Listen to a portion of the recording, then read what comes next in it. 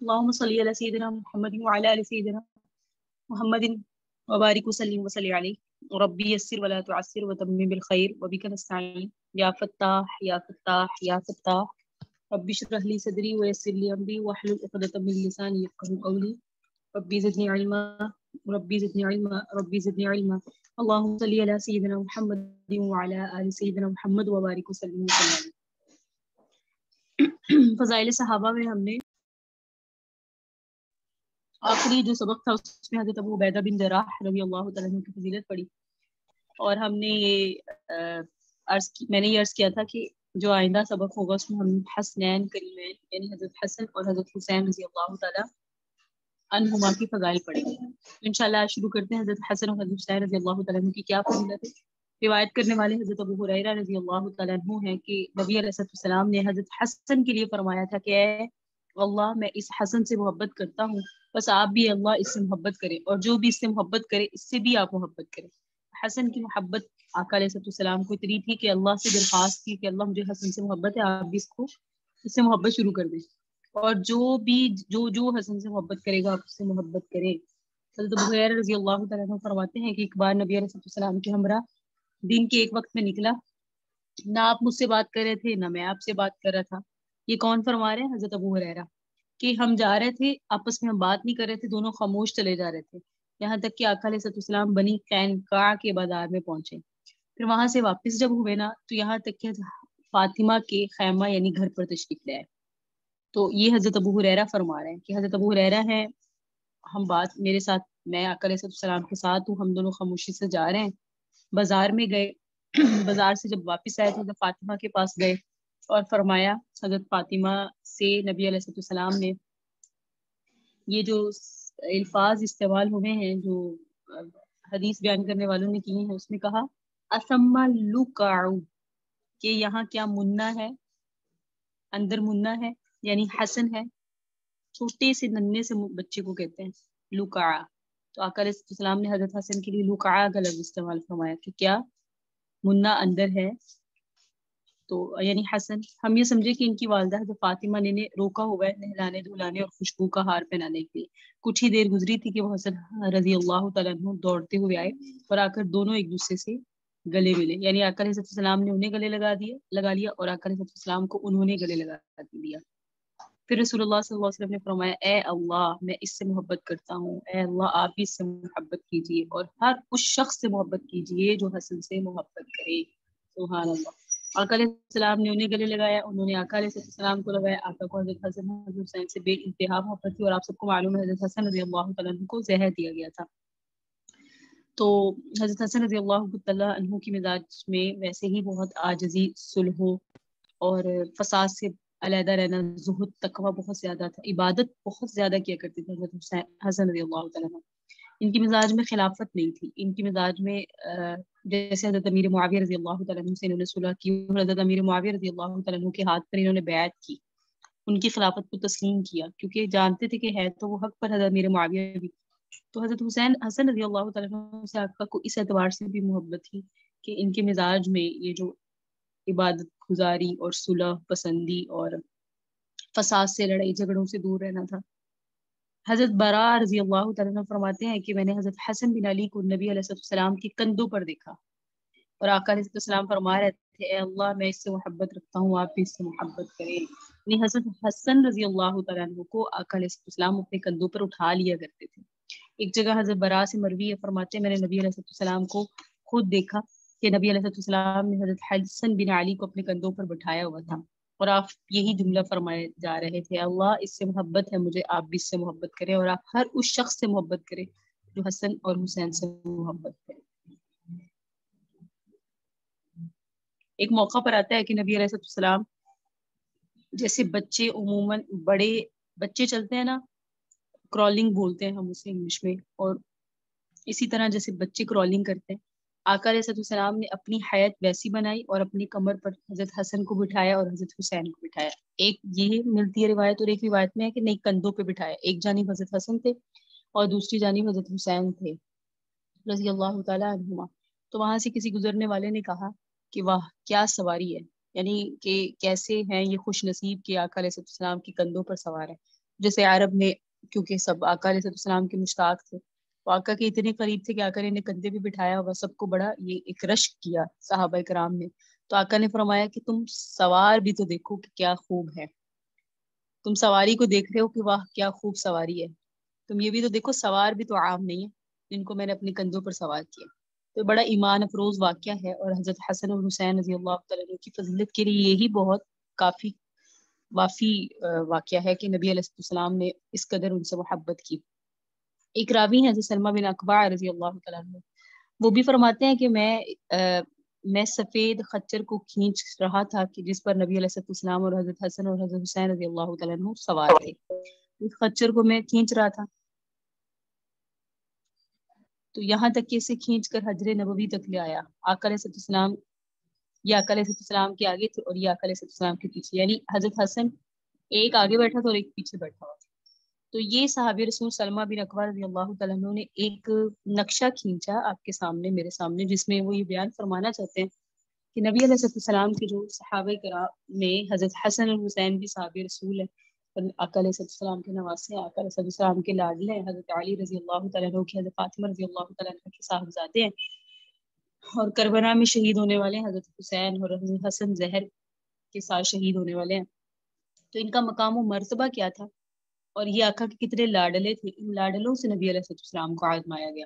آقا علیہ السلام کو اتنا لاڈ کہ آقا نے ان کو اٹھایا، لیکن آقا جانتے تھے بھی، یہ جانتے تھے کہ ان کی شہادت ہوگی. حضرت حسن کی حضرت حسین کی جو واقعہ کربلا کا واقعہ سارا نبی علیہ السلام کو خواب کی جگہ خواب کے ذریعے بھی بتا دیا گیا، وہ جگہ بھی دکھا دی گئی تھی جہاں حضرت حسین رضی اللہ تعالیٰ عنہ کو شہید کیا جائے گا. لیکن آقا پھر اس کچھ ان وجوہات سے بھی بہت زیادہ لاڈ اٹھاتے تھے.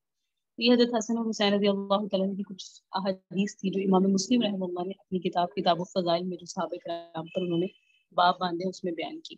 اہل بیت کی فضیلت کے لیے یاد رکھیے سیدہ عائشہ فرماتی ہے ایک بار نبی علیہ السلام صبح کو باہر تشریف لائے اور آپ کے جسم اطہر پر ایک چادر تھی جس پر سیاہ بالوں سے کجاموں کی تصویریں بنی تھی. یعنی چادر کی انہوں نے تھوڑی سی وہ بیان کی ہے چادر کا نقشہ. تو اسی دوران حضرت حسن بن علی باہر تشریف لائے اور آپ نے انہیں اس چادر میں کر لیا. پھر حضرت حسین بن علی بھی آئے، وہ بھی اس چادر میں ہو گئے. پھر حضرت فاطمہ بھی آئی، وہ بھی اس چادر میں ہو گئے. اب نبی علیہ السلام بھی ہیں، حضرت حسن بھی اس چادر میں ہے، حضرت حسین بھی اس چادر میں، سیدہ فاطمہ بھی ہے. پھر حضرت علی رضی اللہ تعالیٰ عنہ تشریف لائے تو آقا علیہ السلام نے انہیں بھی اس چادر میں کر لیا اور آقا نے فرمایا یہ میرے اہل بیت ہیں.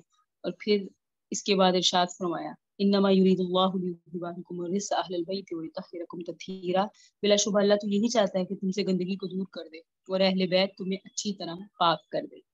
تو اہل بیت سے مراد نبی علیہ السلام کے ازواج مطہرات، نبی علیہ السلام کی اولاد، آقا علیہ السلام کی اولاد کی اولاد، آقا علیہ السلام کے داماد، سب اہل بیت میں شامل. تو ان کے لیے قرآن کی آیت بھی نازل ہوئی انما یرید اللہ لیذھب عنکم الرجس اہل البیت ویطہرکم تطہیرا. تو آقا نے یہ جو حید اختیار کی کہ ایک چادر بھی دیا، اس میں اس طرف بھی اشارہ تھا کہ 5 جو ہیں میرے اہل بیت ہیں، میرے گھر والے ہیں. باقی بھی سب اہل بیت ہی ہیں، جیسے آقا کی ساری بیویاں ہیں، آقا علیہ السلام کے سارے داماد ہیں، آقا علیہ السلام کی ساری بیٹی ہیں. جیسے حضرت رقیہ نہیں اس میں آئی، حضرت زینب نہیں آئی، حضرت فاطمہ ہی تھی. تو اس وقت میں جو ایک فیملی تھی نا حضرت علی کی، وہ ساری فیملی آقا کے ساتھ تھی. تو وہ آقا نے ان کی فیملی کو اپنے ساتھ کر کے اور اس طرح کا اظہار کر کے بیان فرمایا، ان سے محبت بھی واضح ہوئی اور عقیدت بھی. تو یہ فضائل تھے جس میں سے ہم نے بہت سارے فضائل پڑھ لی ہیں صحابہ کرام کے. کون کون سے صحابہ کرام کے فضائل ہم نے پڑھے ایک دفعہ میں آپ کے سامنے سب کے نام رکھ.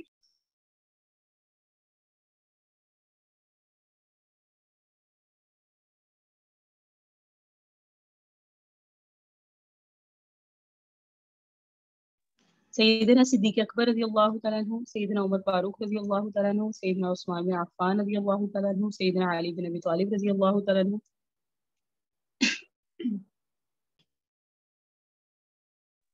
سیدنا سعد بن ابی وقاص رضی اللہ تعالیٰ عنہ، سیدنا طلحہ اور زبیر رضی اللہ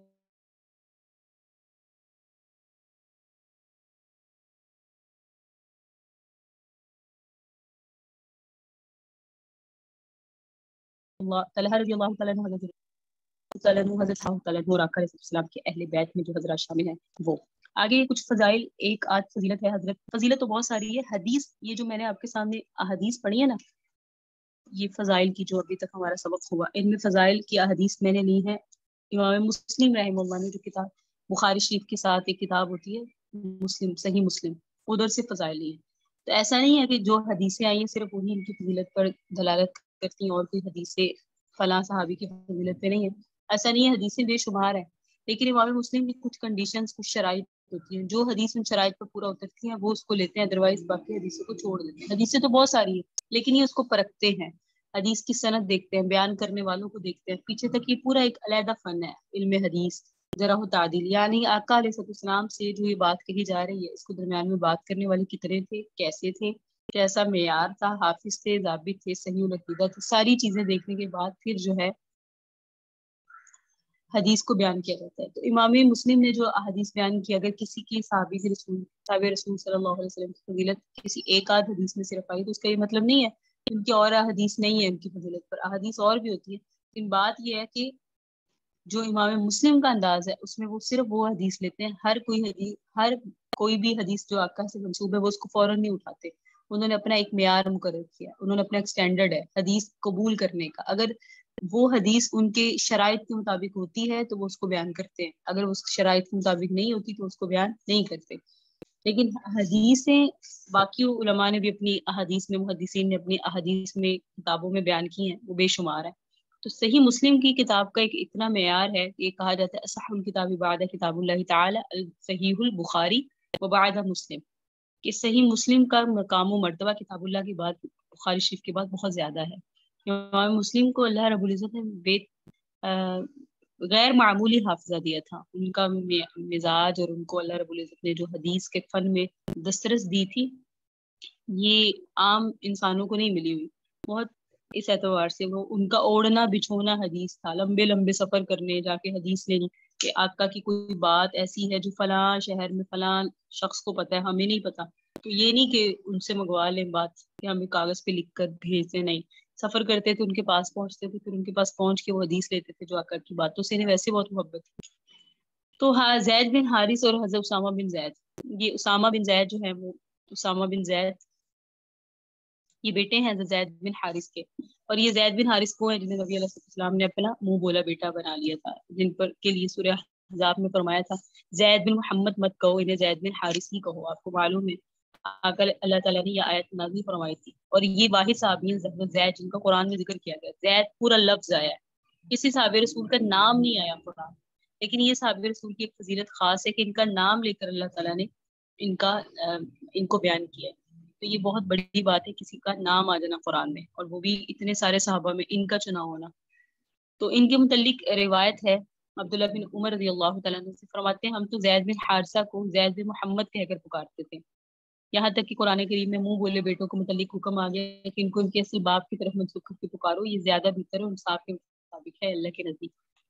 تو حضرت زید بن محمد کا مقام کتنا بڑا ہوگا، اللہ نے انہیں منہ بولا بیٹا، اللہ کے حبیب نے انہیں اپنا منہ بولا بیٹا بنایا ہوا تھا. تو یہی قول کافی ہے ان کے مقام کو سمجھنے کے لیے.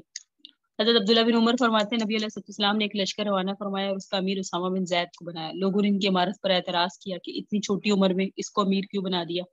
تو ان کی عمارت پر اعتراض کر آقا علیہ السلام نے جب پتہ چلا کہ ان کو امیر بنانے پر، یعنی ان کو لیڈر بنانے پر لوگ اعتراض کر رہے ہیں کہ زید بن اسامہ بن زید کو کیوں لیڈر بنایا ہے، تو فرمایا بلا شبہ تم اس سے پہلے اس کے باپ کی عمارت پر بھی اعتراض کرتے تھے. یعنی زید کو جب اسامہ بن زید جو ہیں ان کو امیر بنا دیا گیا، لیڈر بنا دیا گیا، تو یہ اسامہ بن زید ہیں حضرت زید بن حارثہ کے بیٹے.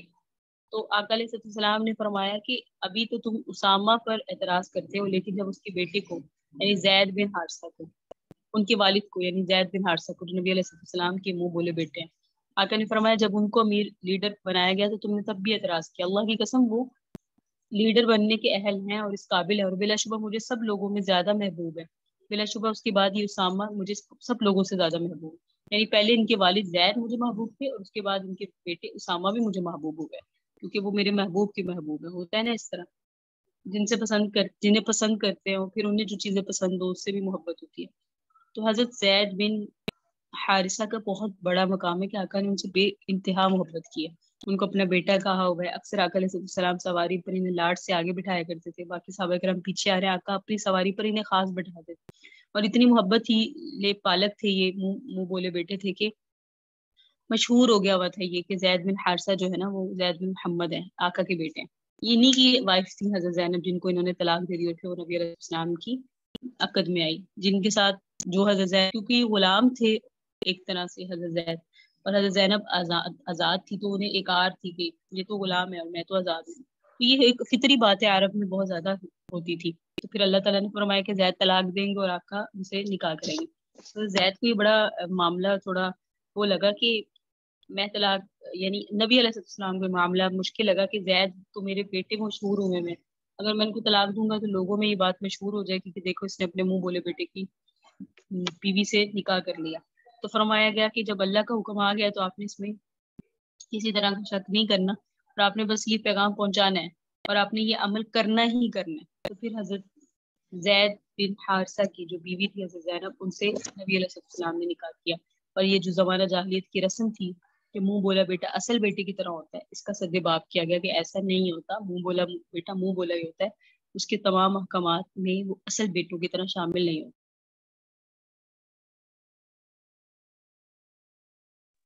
اگلے راوی ہیں حضرت عبداللہ بن جعفر.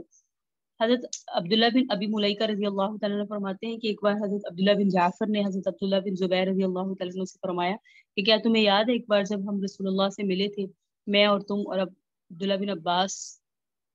انہوں نے فرمایا ہاں مجھے یاد ہے, کہ آقا نے ہماری سواری پر سوار کر دیا تھا انہیں اور تمہیں چھوڑ دیا تھا, یعنی عبداللہ بن جعفر کو سوار کر لیا تھا اور تمہیں چھوڑ دیا تھا.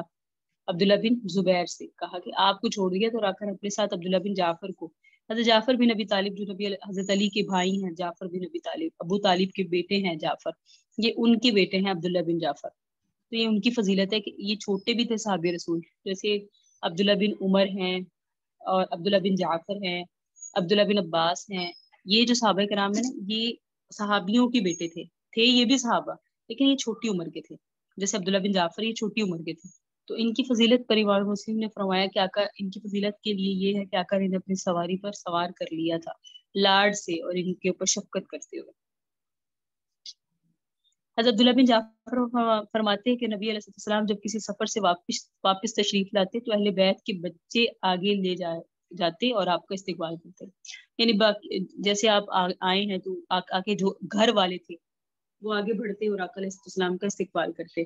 فرمایا کہ ایک بار آپ کسی سفر سے واپس تشریف لائے تو مجھے آپ کے سامنے آگے لے جایا گیا. یعنی عبداللہ بن جعفر کہتے ہیں کہ مجھے آقا کے سامنے لے جایا گیا, آقا سفر سے واپس آئے, آپ نے مجھے اپنے آگے یعنی سواری پر سوار کر لیا.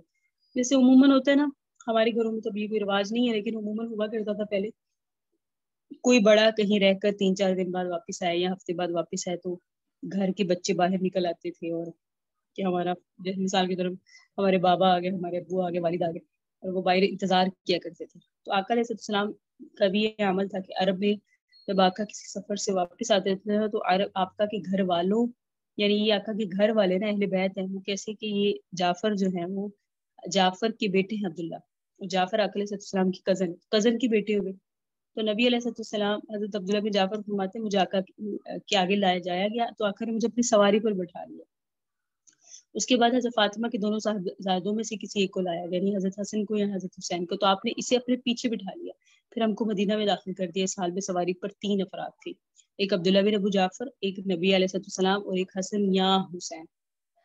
حضرت عبداللہ بن جعفر شاہ فرماتے ہیں نبی علیہ السلام جب کسی سفر سے واپس تشریف لاتے تو ہمیں آگے بٹھایا کرتے. تو یہ سنت ہے بچوں کو آگے بٹھا لینا, بچوں کو بہلا لینا, بچوں کو گود میں اٹھا لینا, بچوں کو کندھوں پہ بٹھا لینا, جیسے ابھی ہم نے حضرت حسن اور حضرت حسین رضی اللہ تعالیٰ کی فضیلت میں پڑھا. اور ایک سنت انداز انسان کی اپنی میں بھی مرتی ہے, اور اس میں بچوں کے ساتھ وہ کچھ دیر کے لیے جب بچہ بنتا ہے نا تو وہ کہتے ہیں نا ڈپریشن وغیرہ بھی ختم ہو جاتا ہے. یہ ایک اچھی چیز ہے, سنت کی غرض سے کرے. گھر میں بچے تو سب کے ہی ہوتے ہیں, لیکن اگر سنت کی غرض سے کریں گے تو وہ کام عام سا بھی ہماری عبادت بن جائے گا. جیسے آقا علیہ السلام کی ایک عادت شریفہ تھی, بچوں کے رخسار پر ہاتھ پھیرتے تھے. ہم بھی بچوں کے رخسار پر ہاتھ پھیر دیتے ہیں, تو وہ جو ہاتھ پھیرنا ہے وہ پھیرنا تو ہم نے ویسے بھی ہے, لیکن اگر سنت کی نیت سے کر لیں گے تو ثواب مل جائے گا. ہم نے شمائل میں یہ سیکھا ہے, ہر عمل سنت. اب تربوز کھاتے ہیں آپ, یہ تربوز کا موسم ہے اور الحمدللہ سب گھروں میں تربوز ہوتا ہے, اور تربوز ہم خوشی سے کھاتے ہیں، کچھ اس اعتبار سے بھی کہ شدت کی جو گرمی ہے اس میں یہ متوازن غذا ہے۔ اور آقا علیہ السلام بھی تربوز کھایا کرتے تھے۔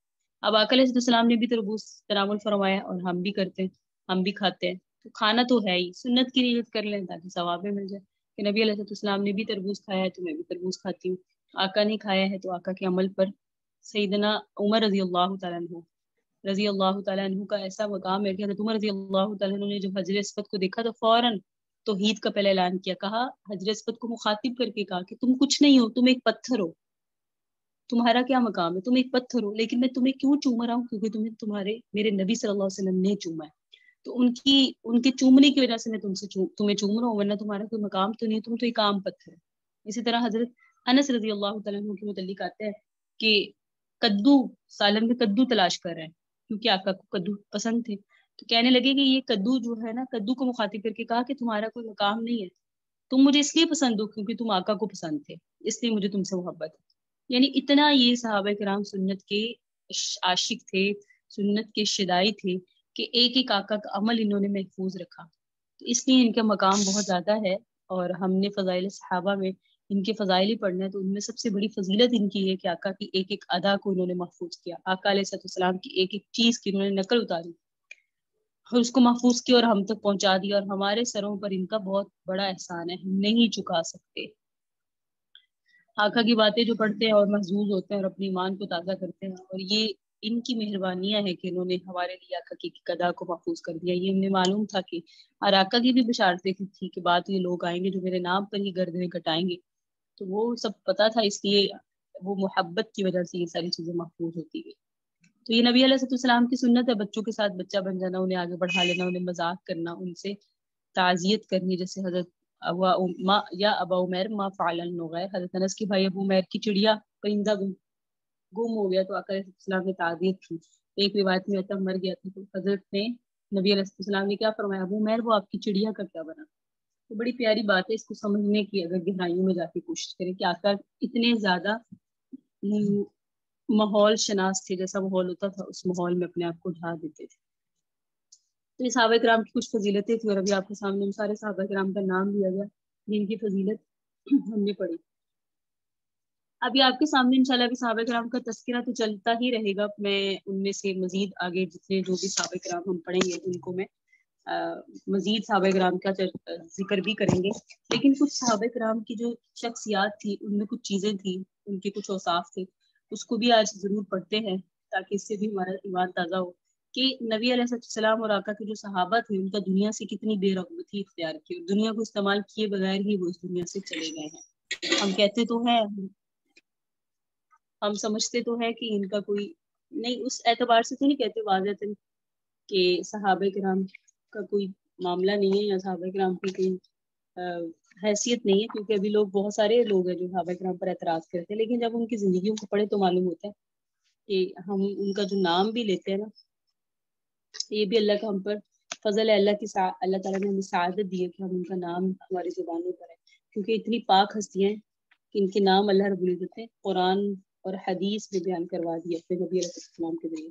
تو ان کی زندگیوں میں ملتا ہے ایک زہد، ان کا زہد بڑا کمال کا ہوا کرتا تھا۔ اس پہ روایت سنیے ایک واقعہ۔ حضرت عبداللہ بن عباس فرماتے ہیں کہ مجھے حضرت عمر بن خطاب نے اپنا یہ قصہ سنایا۔ حضرت عمر بن خطاب فرماتے ہیں میں ایک مرتبہ آقا علیہ السلام کی خدمت میں حاضر ہوا اور آقا علیہ السلام چٹائی پر تشریف فرما تھے۔ میں اندر جا کر بیٹھ گیا تو میں نے دیکھا کہ آقا علیہ السلام نے صرف لنگی باندھی ہوئی ہے اور اس کے علاوہ جسم پر اور کوئی کپڑا نہیں ہے، اس وجہ سے آپ کے جسم اطہر پر چٹائی کے نشانات پڑے ہوئے ہیں، اور مٹھی بھر ایک سا یعنی 3.5 سیر جو اور کیکر کے پتے جو کھال رگڑنے کے کام آتے تھے ایک کونے میں پڑے ہوئے ہیں، اور ایک بغیر رنگی ہوئی کھال لٹکی ہوئی ہے۔ اتنا کم سامان دے کر میری آنکھوں میں بے اختیار آنسو آ گئے۔ نبی علیہ السلام نے مجھ سے فرمایا کیوں روتے ہیں اے ابن خطاب؟ میں نے عرض کیا اللہ کے نبی میں کیوں نہ روں جب کہ میں دیکھ رہا ہوں کہ چٹائی کے نشانات آپ کے جسم اطہر پہ پڑے ہوئے ہیں اور گھر کی کل کائنات یہ ہے جو مجھے نظر آ رہی ہے۔ ادھر کسرا اور کیسر یعنی روم اور شام والے تو پھلوں اور نہروں میں ہیں، اور اللہ کے نبی اور برگزیدہ بندے آپ کی یہ حالت۔ آقا علیہ السلام نے فرمایا اے عمر بن خطاب کیا آپ اس بات پہ راضی نہیں ہیں کہ میرے لیے آخرت ہو اور ان کے لیے جنت؟ ہمارے لیے آخرت ہو اور ان کے لیے جنت، تو ان کے لیے دنیا ہے ہمارے لیے آخرت ہے اور ان کے لیے دنیا ہے. تو آقا علیہ السلام نے ان کو اس جملے سے تسلی دی. تو یہ تو نبی علیہ السلام کا زہد ہے.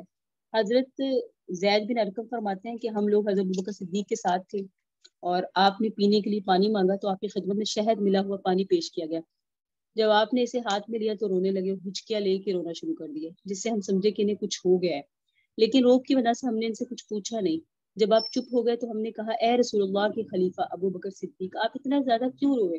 انہوں نے فرمایا شہد ملا ہوا پانی دیکھ کر مجھے ایک واقعہ یاد آ گیا, اس کی وجہ سے رویا تھا. اور واقعہ یہ ہے کہ میں ایک مرتبہ حضور کے سامنے تھا, اتنے میں نے دیکھا کہ حضور کسی چیز کو اپنے سے دور کر رہے ہیں, لیکن مجھے کوئی چیز نظر نہیں آ رہی تھی. میں نے عرض کیا یا رسول اللہ یہ کیا چیز ہے جسے آپ دور کر رہے ہیں؟ مجھے تو وہ چیز نظر نہیں آ رہی. تو آقا نے فرمایا دنیا میری طرف بڑی. تو میں نے اس سے کہا دور ہو جا. تو اس نے کہا آپ تو مجھے لینے والے نہیں ہیں, یعنی یہ تو مجھے یقین ہے کہ آپ مجھے نہیں لیں گے, میں ویسے ہی زور لگا رہی ہوں, لیکن آپ کے بعد آپ کی امت مجھ سے نہیں بچے گی. حضرت ابوبکر صدیق نے فرمایا اس واقعے کی یاد آنے سے میں رو رہا ہوں, اور شہد ملا ہوا پانی پینا میرے لیے مشکل ہو گیا. مجھے ڈر ہے اسے پی کر کہیں میں نبی علیہ السلام کے طریقے سے ہٹ نہ جاؤں اور دنیا مجھ سے چمٹ نہ جائے. اللہ پاک معاف فرمائے. یہ تو سیدنا صدیق اکبر کا صرف شہد پینے پر ان کا یہ حال ہو گیا اور کھچکیاں لے کے رو رہے ہیں کہ اس وقت میں موجود صحابہ کرام کو پریشانی ہوئی کہ شاید انہیں کچھ ہو گیا ہے, اور ہم تو صبح و شام بے شمار مشروبات, بے شمار جو ہے وہ ہمارا دسترخوان وسیع ہوتا ہے, مختلف غذائیں کھاتے ہیں, مختلف سبزیاں کھاتے ہیں, ایک سبزی بھی رپیٹ ہمارے ہاں ہفتے بعد ہوتی ہے. لیکن صحابہ کرام کا اندازہ لگائیں کہ انہوں نے اپنی زندگیاں کیسے گزارتی ہیں. اللہ پاک اس میں سے بھی ہمیں کوئی حصہ نصیب فرمائے. ایک روایت ہے کہ جب حضرت عمر خلیفہ بنے تو انہوں نے حضرت ابوبکر صدیق والے اسی وظیفہ پر اکتفا کیا جو صحابہ نے ان کے لیے مقرر کیا تھا. وظیفہ کہتے ہیں طالبات تنخواہ کو. تو جو حضرت عمر کی تنخواہ تھی جو سیدنا صدیق اکبر نے مقرر کی ہوئی تھی, تو حضرت عمر نے اسی پر اکتفا کیا. چنانچہ وہ کچھ عرصے اتنے ہی لیتے رہے, لیکن وہ ان کی ضرورت سے کم تھا, اس لیے ان کی یعنی زندگی گزارنے میں تنگی ہونے لگی. مہاجرین کی ایک جماعت اکٹھی ہوئی جن میں حضرت عثمان تھے, حضرت علی تھے, حضرت طلحہ تھے, حضرت زبیر تھے. حضرت زبیر نے کہا کہ اگر ہم حضرت عمر سے کہیں کہ ہم آپ کے وظیفے میں اضافہ کرنا چاہتے ہیں تو یہ کیسا رہے گا, سیلری جسے بول رہے ہیں. حضرت علی نے کہا ہم تو پہلے سے ہی ان کا وظیفہ بڑھانا چاہتے ہیں, چلو چلتے ہیں. حضرت عثمان نے کہا یہ حضرت عمر ہے, پہلے ہمیں ادھر سے ان کی رائے معلوم کرنی چاہیے, پھر ان سے براہ راست بات کرنی چاہیے. میرا خیال ہے ہم ام المؤمنین حضرت حفصہ کے پاس جاتے ہیں اور ان کے ذریعے سے حضرت عمر کی رائے معلوم کرتے ہیں. حضرت حفصہ حضرت عمر کی کیا ہے, بیٹی. چنانچہ اب یہ حضرات جو ہیں حضرت عثمان, حضرت علی, حضرت طلحہ, حضرت زبیر, یہ گئے ہیں حضرت حفصہ کے پاس اور ان سے کہا کہ آپ یہ بات ایک جماعت کی طرف سے حضرت عمر سے کریں اور انہیں کسی کا نام نہ بتائیے گا. حضرت عمر تو پھر عمر ہے نا, اتنے بڑے جیے صحابہ بھی ان سے ڈر رہے ہیں. فرما رہے ہیں کیونکہ اصول پسند اس اعتبار سے تھے کہ جہاں شریعت کی کمی نظر آتی تھی ہوتی ہوئی تو وہاں غصہ آتا تھا انہیں, جو کہ نبی علیہ السلام کا بھی انداز ہے. تو انہوں نے فرمایا دیکھیے بھی نام لیجیے گا کسی کا, لیکن اگر وہ یہ بات مان لیں تو پھر نام بتانے میں حرج بھی نہیں ہے. یہ بات کہہ کر وہ حضرات حضرت حفصہ کے پاس سے چلے آئے. پھر حضرت حفصہ حضرت عمر کی خدمت میں گئی اور نام لیے بغیر ان کی خدمت میں یہ بات پیش کی تو حضرت عمر کے چہرے پر غصہ کے آثار ظاہر ہوئے اور انہوں نے پوچھا کہ تمہیں یہ بات کن لوگوں نے کی ہے. حضرت حفصہ نے عرض کیا پہلے آپ کی رائے معلوم ہو جائے پھر میں آپ کو ان کے نام بتا سکتی ہوں. تو حضرت عمر نے فرمایا اگر مجھے ان کے نام معلوم ہو جائے تو میں انہیں ایسی سخت سزا دیتا جس سے ان کے چہروں پہ نشان پڑ جاتے. تم ہی میرے اور ان کے درمیان واسطہ بنی ہوں, اس لیے میں تمہیں اللہ کی قسم دے کر پوچھتا ہوں تم یہ بتاؤ کہ تمہارے گھر میں حضور کا سب سے عمدہ لباس کون سا تھا. تم آئی ہو میرے پاس زیادتی کا مطالبہ کرنے کہ میں بھی اپنا وظیفہ بڑھا لوں. دیکھیے کیسے حکمران تھے, اور آج کے حکمران مال کے لیے لڑے, یہ ایسے خلیفہ تھے سبحان اللہ, مال نہ لینے پہ لڑ رہے ہیں, میں نے نہیں لینا. فرمانے لگے کہ اچھا تم آئی ہو وکیل بن کے, اچھا مجھے تم یہ بتاؤ کہ نبی علیہ السلام کا سب سے عمدہ ترین لباس کون سا تھا. انہوں نے کہا گیروے رنگ کے 2 کپڑے جنہیں کسی وقت کے آنے پر اور جمعہ کے خطبہ کے لیے وہ پہنا کرتے تھے. یعنی آقا علیہ السلام کے پاس 2 کپڑے تھے, خاص ایک رنگ کو بیان کیا گیا, اور وہ آقا علیہ السلام جب کوئی وقت آتا تھا یعنی میٹنگ ہوتی تھی باہر دوسرے ممالک کے اگر کوئی لوگ آتے تھے یا جمعہ کا خطبہ تھا تو اس میں آقا پہنتے. پھر حضرت عمر نے پوچھا کہ نبی علیہ السلام نے تمہارے ہاں سب سے عمدہ کھانا کون سا کھایا. انہوں نے کہا ایک مرتبہ ہم نے جو کی روٹی پکائی, پھر گرم گرم روٹی پر گھی کے ڈبے کی تلچھٹ الٹ کر اسے کھایا, اور وہ روٹی خوب جو ہے وہ گھی سے جب لت پت ہو گئی، نرم ہو گئی، پھر نبی علیہ السلام نے بھی اسے کھایا اور روٹی اچھی لگ رہی تھی اور میں نے بھی کھایا. تو یہ ہمارا عمدہ کھانا تھا. اللہ. اور ہمارے روز پراٹھے ہوتے ہیں. پھر حضرت عمر رضی اللہ تعالیٰ عنہ نے پوچھا کہ نبی علیہ السلام کا تمہارے ہاں سب سے زیادہ نرم بستر کون سا تھا؟ تو انہوں نے کہا ہمارا ایک موٹا سا کپڑا تھا، گرمی میں اس کو چوہرا کر کے بچھا لیتے تھے اور سردی میں آدھے کو بچا لیتے اور آدھے کو اوڑھ لیتے تھے. اللہ. آدھا نیچے آدھا اوپر سردیوں میں.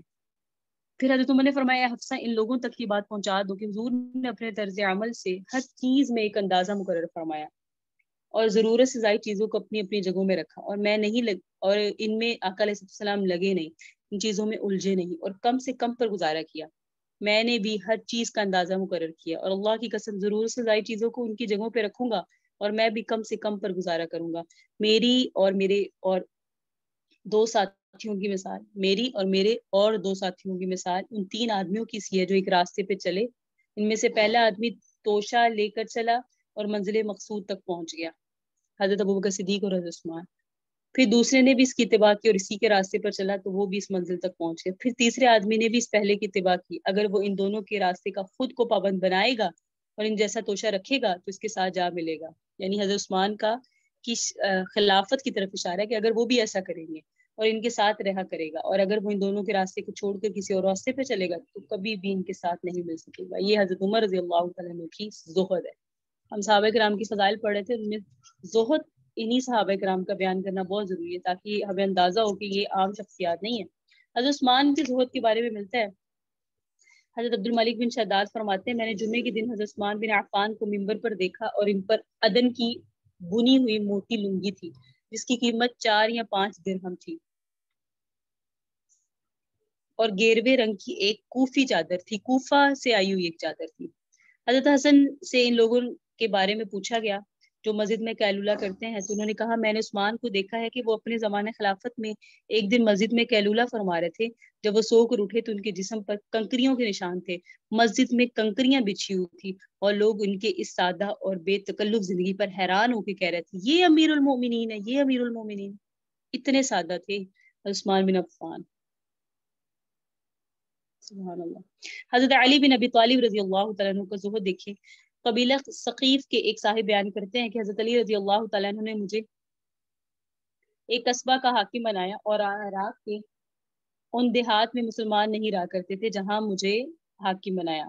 مجھ سے حضرت علی نے فرمایا ظہر کے وقت میرے پاس آنا، میں آپ کی خدمت میں گیا، مجھے وہاں کوئی روکنے والا دربار نہیں ملا. حضرت علی رضی اللہ تعالیٰ عنہ بیٹھے ہوئے تھے اور ان کے پاس پیالہ اور پانی کا ایک کوزہ رکھا ہوا تھا. انہوں نے ایک چھوٹا تھیلا منگوایا. میں نے اپنے دل میں کہا کہ یہ مجھے امانت دار سمجھتے ہیں اس لیے مجھے اس تھیلے میں کوئی قیمتی پتھر نکال کر دیں گے. مجھے پتا نہیں تھا کہ اس تھیلے میں کیا ہے. اس تھیلے پر مہر لگی ہوئی تھی. انہوں نے اس مہر کو توڑا اور تھیلی کو کھولا تو اس میں ستو تھے. چنانچہ اس میں سے ستو نکال کر پیالے میں ڈالے اور اس میں پانی ڈالا اور خود بھی پیے، مجھے بھی پلائے. میں اتنی سادگی دیکھ کر رہ نہ سکا. میں نے کہا اے امیر المؤمنین آپ عراق میں رہ کر یہ کھا رہے ہیں، حالانکہ عراق میں تو اس سے زیادہ کھانے کی چیزیں ہیں، عراق میں رہ کر صرف ستو کھانا بڑی حیرانگی کی بات ہے. انہوں نے کہا ہاں اللہ کی قسم میں بخل کی وجہ سے اس پر مہر نہیں لگاتا ہوں بلکہ میں اپنی ضرورت کے مطابق ستو خریدتا ہوں اور مدینے سے منگواتا ہوں. ایسے ہی کھلے رہنے دوں تو مجھ سے ڈر ہے ادھر ادھر گر نہ جائیں اور اڑ نہ جائیں اور یوں یہ ختم نہ ہو جائے تو مجھے عراق کے ستو بنانے پڑیں گے. اس وجہ سے میں ان ستوؤں کو اتنا سنبھال کر رکھتا ہوں اور میں اپنے پیٹ پر پاک چیز ہی ڈالنا چاہتا ہوں. حضرت عامش رضی اللہ تعالیٰ عنہ کہتے ہیں کہ حضرت علی رضی اللہ تعالیٰ عنہ لوگوں کو دوپہر کا کھانا خوب کھلایا کرتے تھے اور خود صرف وہی چیز کھاتے تھے جو ان کے پاس مدینہ منورہ سے آیا کرتی تھی. حضرت علی رضی اللہ تعالیٰ عنہ کے متعلق حضرت عبداللہ بن زریر کہتے ہیں کہ میں عید الاضحیٰ کے دن حضرت علی بن ابی طالب کی خدمت میں گیا. انہوں نے ہمارے سامنے گوشت کا حریرہ رکھا. ہم نے کہا اللہ آپ کو ٹھیک ٹھاک رکھے، اگر آپ ہمیں یہ بطخ کھلاتے تو زیادہ اچھا تھا کیونکہ اب تو اللہ نے مال بہت دے دیا. یعنی ہمیں گوشت کھلانا تھا تو اس خاص بطخ کا کھلاتے. حضرت علی نے فرمایا اے ابن زریر، میں نے نبی علیہ السلام کو، ان کا نام تھا زریر، تو انہوں نے فرمایا حضرت علی نے کہ میں نے نبی علیہ السلام کو یہ فرماتے ہوئے سنا خلیفہ وقت کے لیے اللہ کے مال میں صرف 2 بڑے پیالے حلال ہیں، ایک پیالہ اپنے لیے اور ایک پیالہ اپنے اہل و عیال کے لیے. دوسرا پیالہ آنے والے لوگوں کے سامنے رکھا جائے گا. 2 پیالے، ایک اپنے اور اپنے اہل و عیال کے لیے اور دوسرا پیالہ آنے والوں کے سامنے رکھا جائے گا. تو اس سے زیادہ میرے پاس ہے ہی نہیں. کہ جو میں آپ کے سامنے پیش کروں، یہ حضرت علی رضی اللہ تعالیٰ عنہ کا زہد ہے۔ ایک دن حضرت علی ہمارے پاس باہر تشریف لائے، حضرت زید بن وہب فرماتے ہیں، اور انہوں نے ایک چادر اوڑی ہوئی تھی اور لنگی باندھی ہوئی تھی جس پر پیمند لگا ہوا تھا۔ کسی نے ان سے اتنا سادہ کپڑا پہننے کے بارے میں کہا تو فرمایا کہ یہ 2 سادہ کپڑے اس لیے پہنتا ہوں کہ میں ان کی وجہ سے اکڑ سے بچا رہا ہوں، ان میں نماز بھی بہتر ہوگی اور مومن بندے کے لیے سنت ہے، یا عام مسلمان بھی ایسا سادہ کپڑا پہننے لگ جائیں گے، اس لیے میں بھی سادہ کپڑا پہنتا ہوں کیونکہ نماز کی طرف دھیان بھی زیادہ رہتا ہے۔ سبحان اللہ۔ یہ صحابہ کرام ہیں جن کا زہد اور جن کے فضائل ہم پڑھے ہیں۔ حضرت ابو عبیدہ بن جراح کے ہم نے فضائل پڑھے، ان کا زہد بھی جان لیں۔ حضرت عمر بن خطاب، حضرت عروہ فرماتے ہیں حضرت عمر بن خطاب حضرت ابو عبیدہ بن جراح کے ہاں گئے تو وہ کجاوے کی چادر پر لیٹے ہوئے تھے اور گھوڑے کو دانا کھلانے والے تھیلے کو تکیہ بنائے ہوئے تھے۔ اللہ، وہ تھیلا جو گھوڑے کو دانا کھلانے والا تھیلا جس میں گھوڑے کو دانا کھلایا جاتا ہے، اس کو انہوں نے بطور تکیہ استعمال کیا ہوا تھا۔ تو اس سے حضرت عمر نے فرمایا آپ کے ساتھیوں نے جو مکان اور سامان بنا لیے وہ آپ نے کیوں نہیں بنائے؟ انہوں نے تو بڑے مکان بنا لیے۔ تو حضرت ابو عبیدہ نے کہا اے امیر المؤمنین، قبر تک پہنچنے کے لیے سامان بھی کافی ہے۔ سبحان اللہ۔ جب حضرت عمر ملک شام تشریف لے گئے تو لوگوں نے اور وہاں کے سرداروں نے حضرت عمر کا استقبال کیا۔ حضرت عمر نے فرمایا میرا بھائی کہاں ہے؟ لوگوں نے پوچھا وہ کون ہے؟ تو انہوں نے فرمایا، حضرت عمر نے فرمایا ابو عبیدہ کہاں ہے؟ لوگوں نے کہا وہ ابھی آپ کے پاس آ جائیں گے۔ چنانچہ جب حضرت ابو عبیدہ آئے تو سواری سے نیچے اتر کے حضرت عمر نے انہیں گلے لگایا، پھر ان کے گھر تشریف لے گیا اور انہیں گھر میں صرف یہ چیزیں نظر آئیں، ایک تلوار، ایک ڈھال، ایک کجاوا، بس کجاوا، ڈھال، تلوار۔ یہ حضرت ابو عبیدہ کا کل زندگی تھی، کل آپ یوں سمجھ لیں ان کا سامان حیات تھا، زندگی گزارنے کا سامان تھا۔ اور ہمارے پاس اتنی چیزیں ہوتی ہیں کہ ہم رکھ کے بھول جاتے ہیں، ہمیں ملتی نہیں ہیں اتنی چیزیں، اور بعد میں کبھی کسی دراز سے ملتی ہیں۔ ہمارے ڈنر سیٹ، ہمارے گلاس، ہماری پلیٹیں، ہماری بیڈ شیٹیں، ہر چیز بے انتہا ہے لیکن برکتیں نہیں ہیں، شکر نہیں ہے، زہد اس درجے کا نہیں ہے، ایمان اس درجے کا نہیں ہے جو صحابہ کرام میں تھا۔ تو خلاصہ کیا ہے؟ ان صحابہ کرام کے حالات پڑھ کے ہمیں یہ سمجھ آتی ہے کہ ان کی زندگی کو ہی ہم نے معیار قرار دیا گیا ہے، اللہ تعالیٰ نے ان کی زندگی اور ان کے ایمان کو معیار قرار دیا ہے، اسی لیے آقا کی زبان سے انہیں ایسے ٹائٹل ملے کہ جو ان کے لیے کامیابی تھے۔ جب کہہ دیا آقا نے کہ فلاں زبیر جو ہیں وہ حواری ہیں، علی جو ہیں، آقا علیہ السلام نے فرما دیا علی، جس نے علی سے محبت کی اس نے مجھ سے محبت کی، علی جو ہے وہ میں علم کا شہر ہوں، علی اس کا دروازہ ہے۔ حضرت ابوبکر صدیق کو صدیق کہہ دیا، حضرت عمر فاروق کو فاروق کہہ دیا، حق اور باطل میں فرق کرنے والا، حضرت عثمان کو غنی کہہ دیا۔ یہ اتنے زیادہ القابات جو صحابہ کو ہر صحابی کو مل گیا، جب انہیں مل گیا تو ان کے لیے دوسری کوئی ضرورت نہیں تھی، ان کو زندگی میں کامیابی مل گئی، ان کو جو چاہیے تھا وہ مل گیا، ان کی لائف تھی، اور اس لائف میں ان کے لیے یہ ضروری تھا، ورنہ گھروں میں ایک تلوار ہو، ایک کجاوا ہو، انہیں اس سے زیادہ کوئی سامان کی فکر نہیں تھی۔ اللہ ہم سب پہ رحم فرمائے، کیونکہ ہمارے پاس جتنا سامان ہے اتنے ہم نے سوالوں کے جواب دینے ہیں۔ میں نے اس وقت جو لباس پہنا ہوا ہے اس کا بھی میں نے سوال کا اللہ سے، اللہ کو جواب دینا ہے، اور آپ سب نے جو اوڑا ہوا ہے اس کا بھی اللہ کو جواب دینا ہے۔ ہماری چادریں، ہمارے برقعے، ہمارے جوتے، ہمارے گھروں کے سامان، ہماری ضروریات، یہ سب اتنی ہونی چاہیے جتنا ہم اللہ کے حضور ان کو جواب دے سکیں۔ جس کے پاس جتنا زیادہ اس کا امتحان بھی اتنا زیادہ، اتنا لمبا۔ سال کے طور پہ سوال کوسچن پیپر آیا آپ کے سامنے، اس کے اندر سوال زیادہ ہوں گے تو جواب بھی تو زیادہ دینے پڑیں گے نا۔ سوال ہی مختصر ہو، ہم کہتے پیپر بہت زیادہ مختصر آیا تھا، اتنا لمبا نہیں تھا، آسانی سے ہو گیا۔ اسی طرح اگر ہمارے پاس اللہ کے حضور سوالوں کا پورا ایک، اللہ تعالیٰ نے ہمارے ہر چیز پر ہم سے سوال کیا تو ہمارے لیے تو بڑی مشکل ہو جائے گی، کیونکہ ہم اللہ کے حضور تو جواب نہیں دے سکتے۔ تو اللہ رب العزت ہمیں اتنا عطا فرمائے جتنا ہم اللہ کو جواب دے سکے، یا جتنا عطا فرمایا ہے اس پر ہمیں قدردانی کی توفیق عطا فرمائے۔ یا تیسری چیز یہ ہے کہ اللہ سے سوال کرتے رہنا چاہیے، اللہ تعالیٰ ہمارے لیے صرف آسانی کا معاملہ فرما، نہ ہمارے اوپر عدل فرما، نہ انصاف فرما، بس ہم پہ رحم فرما۔ اگر انصاف کی بات آئے تو ہم اپنے اعمال کی وجہ سے تو جنت نہیں خرید سکتے، خسارہ ہی خسارہ۔ اللہ پاک ہمیں ان باتوں پر اور صحابہ کی زندگیوں کو پڑھ کر ان پر عمل کی توفیق عطا فرمائے۔ صلی اللہ تعالی علی حبیب خیر خلقہ محمد وعلی آلہ واصحابہ وذریاتہ اجمعین وبرحمتک یا ارحم الراحمین۔ ربنا تقبل منا انك انت السميع العليم وتب علينا انك انت التواب الرحيم۔ صلی اللہ تعالی علی حبیب خیر خلق محمد وعلی آلہ واصحابہ وذریته اجمعین وبرحمتک یا ارحم الراحمین اللهم صل علی سیدنا محمد وعلی آل سیدنا محمد وبارک وسلم